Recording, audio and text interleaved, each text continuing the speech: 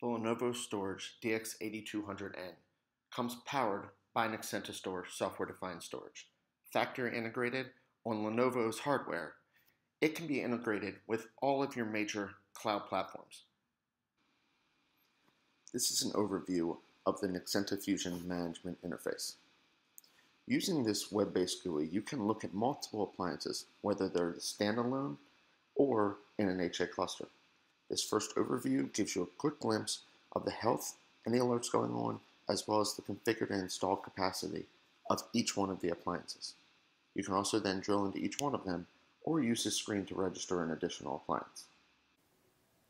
The first thing to do when managing an appliance is to create a pool out of your available disks. So when you go into management, first thing you'll see is pool. We'll go ahead and create a pool. You'll notice there's already one here. That's just for your system and for the OS. Give this a name. We'll go ahead and just name it. It's a demo pool. Now you're going to choose what kind of redundancy you want, whether you want a mirror set or whether you want different RAID Z capabilities. We'll choose mirror here and we'll pick the first two disks. You notice as soon as you choose them, it starts looking at what other disks are similar and starts eliminating what you need. You can also add more VDEVs to it, and we'll do that automatically to get you multiple VDEVs, even across JBODs. Now we'll move on to the next thing, being to be able to create a cache drive on it. We'll just pick one of these 8 gig drives for that. Next, you're going to pick things for your slog device. This is normally going to be mirrored, so I'll go ahead and create that. Grab 2 of my 5 gig drives for that. And then whether you want a special VDEV, we can create that. You'll notice though, I can't in this set because that does require being a mirror. So we'll skip that for now. And we're not going to worry about a spare. We'll go ahead and skip that also. Once we create the pool, it'll run through the process, grab those multiple drives, and gives us 30 gigs worth of data in a pool with mirrored drives. Now you'll notice that we have this new 30 gig demo pool already created. The next step you're going to do is from here, we're going to want to create a file system. So we click on the file system tab. That pool that we just created is already there. So we'll just add a new file system. At this point, we can name this whatever we want. We'll call it FS1. Pick the record size we want it to be. This is obviously dependent upon your workload. And then if you want to do things like reserve space or set quotas, you can do that here.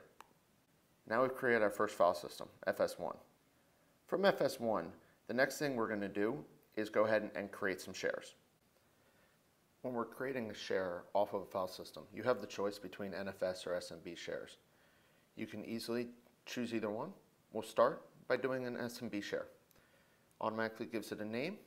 If you want to set advanced properties, you can do that, but you click save and you've created your first SMB share. That's now available and ready to use. If you want to do the same thing for NFS, you now have multiple options. You can go in and give it a basic share or whether you want advanced options to work with it as well. This is really all about the authentication type that you're using. Now NFS is created. It's really that simple to create your first set of shares. Continuing down the path of what a standard operation would be, once we've created shares, you're probably going to protect them. So we simply click the cog again and go to data protection. You can take ad hoc snapshots here, or we can set up protection services to schedule, snapshot, or replication, and you have the option for a continuous replication. Now, continuous replication will give you near synchronous replication between two appliances. We're going to set a scheduled service though for our first snapshot. I'm going to make hourly snapshots. We can set replication here if we want it as well, right to another site. Maybe we still want to do that hourly, we just set the schedule. Once we add that, we have hourly, and now do you want it at the top of the hour? Do you want to do it at half past? You have the choice to set that as you'd like. We also can keep multiple copies of the snapshot local. Reasons you might want to do that are things like for an SMB share, people are able to use previous versions within Windows. Once they have that, they can do some self-service support. This is fully VSS integrated for the Microsoft side of the house. We've now created a snapshot service. This is going to run at the top of the hour, every hour, and keep 3 copies. To quickly demonstrate some of the integration, we're going to take a snapshot first of this FS1. I'm going to take snap 1 here. I've already mounted it to my Windows box. So when I come over, this is where it is. It's already demo FS1. I'm going to now copy this file over to it. Now I have a new file there. I'll go take another snap. Call that snap with file. Now we've created another snapshot. If I come back again, go ahead and just delete that file out of here, just like an end user might do. But now I'm worried because I didn't want that to be deleted. So I can come in and restore previous versions. Notice I already have a few here. I can go ahead and open this snap we just took. When I open it, I see one that's not there. I open the other one. This is actually the most recent one. And there's that file. I can go ahead and restore it right back and copy it as I need to.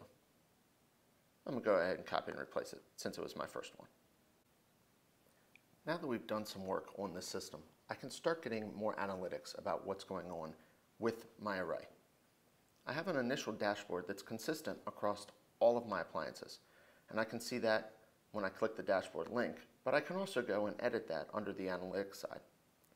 You can also have multiple canvases. You'll notice I've created another one that's just -2 here. It gives me a lot more information on if I have iSCSI or Fiber Channel running.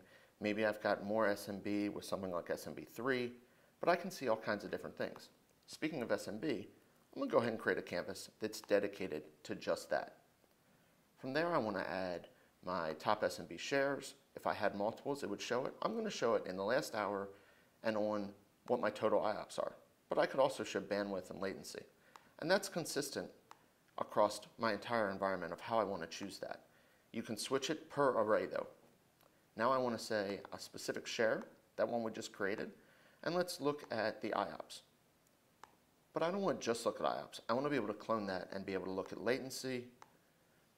And then I also want to be able to look at the bandwidth and really understand what's going on with my shares. If I have multiples, I can select multiple shares here as well.